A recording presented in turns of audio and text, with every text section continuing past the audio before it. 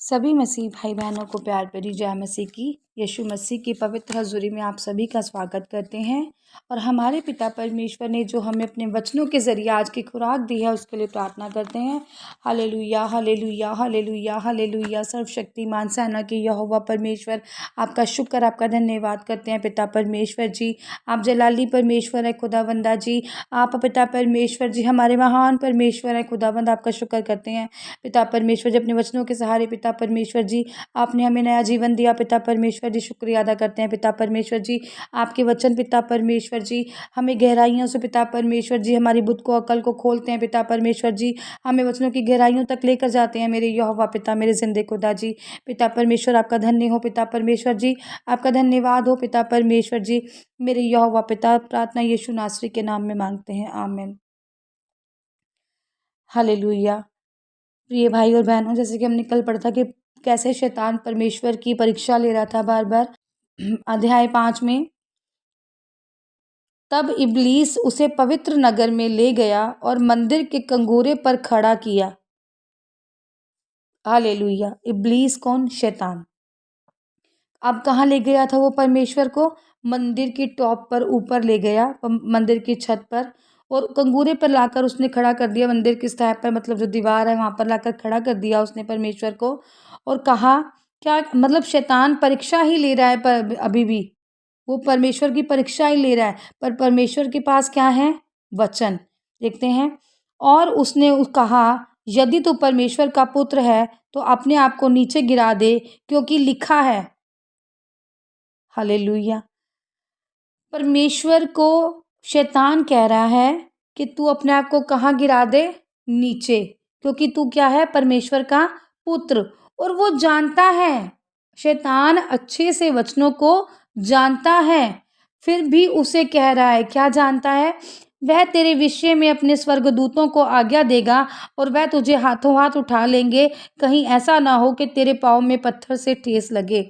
Hallelujah. कलीसिया, प्रिय भाई और बहनों, बड़े ध्यान देने वाली बात है कि एक शैतान जो परीक्षा लेने आया है, जो परमेश्वर के पुत्र को ले गया है कंगूरे पर खड़ा कर कर, और उसको कह रहा है कि नीचे गिर जा, और पता भी है कि तेरा जो परमेश्वर है वो अपने स्वर्गदूत को भेजेगा और वो तेरे को क्या करेंगे? गिरने नहीं देंगे, तुझे ठेस नहीं लगने देंगे, तुझे फूलों की तरह अपने हाथों में क्या करेंगे? उठा लेंगे। मतलब नीचे गिरने से पहले ही तुझे क्या करेंगे? उठा लेंगे, कि तेरे पाँव में पत्थर से ठेस ना लगे, कि तुझे किसी भी प्रकार की कोई भी ठेस ना लगे। वचन भी उसे पता है। देखो, पता उसे सब है, पर ये क्या करते हैं? मानते नहीं है, चलते नहीं है वचनों पर। पता है उसे सारा, पर फिर भी वो परमेश्वर की परीक्षा ले। उसे पता है परमेश्वर कुछ होने नहीं देंगे, परमेश्वर बचा लेंगे, पर परमेश्वर यीशु मसीह के पुत्र के पास क्या था? अधिकार था। वचनों की क्या थी? समझ थी, ज्ञान था वचनों का परमेश्वर को। तो परमेश्वर ने उसे क्या किया? वचन के सहारे ही क्या किया? उसको जवाब दिया। ऐसे ही प्रिय भाई और बहनों, हमें भी वचनों की समझ होनी, वचनों का ज्ञान होना बहुत ज़रूरी है।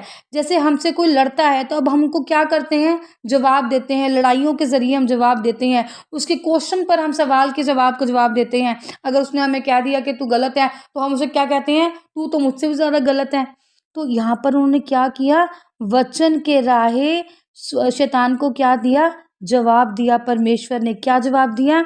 यीशु ने उससे कहा, यह भी लिखा है, तू प्रभु अपने परमेश्वर की परीक्षा ना कर। अब कितना सुंदर कहा है। यीशु मसीह ने उससे कह दिया, किसने? परमेश्वर के पुत्र ने, परमेश्वर ने, कि ये लिखा है। अगर बाइबल में ये वचन लिखे हैं कि मैं तुझे कुछ नहीं होने दूंगा, मैं तेरे साथ हूँ, तेरे पाँव पे ठेस ना लगेगी पत्थर से, या तू चिंता ना कर, मुझे तेरा ध्यान है। तो ये भी उन्होंने कैसे उसका जवाब दिया? जब उसको पता था कि तेरा परमेश्वर बचा लेगा, पर परमेश्वर ने उसे कहा कि लिखा तो ये भी है कि अपने परमेश्वर की क्या ना कर? परीक्षा ना कर। कितना सुंदर उसने जवाब दिया परमेश्वर ने, कितना सुंदर उन्होंने, कितनी, मतलब वचन से उसने अगर बात की शैतानी रूप में, तो परमेश्वर ने क्या किया? वचन से जवाब दिया। इससे हमें ये शिक्षा मिलती है कि हमें भी वचनों को बड़ी गहराई से याद रखने की समझ होनी चाहिए, ताकि जब हमें कोई बुरा कहे तो हम परमेश्वर के वचनों के अकॉर्डिंग उसको जवाब दें, ताकि हमारे मुँह से गलत बात ना निकले और हमारे मुँह से परमेश्वर के वचन ही निकले, और वचन के ज़रिए हम उसको क्या करें, समझा दें। ज़रूरी नहीं है कि लड़ाई का जवाब लड़ाई से ही दिया जाएगा, या गलत बोले हुए का जवाब गलत बोलने से ही दिया जाएगा, या कोई हमारे गलत बोलने से ही समझेगा कि क्या सही है।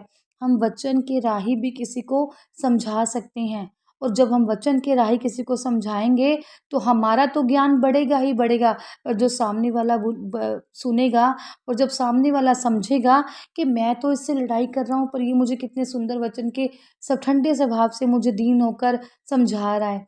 तो इसमें परमेश्वर को कितनी बड़ाई मिलती है, हमारे परमेश्वर की, कि वाक़ई ये यीशु मसीह के बच्चे हैं।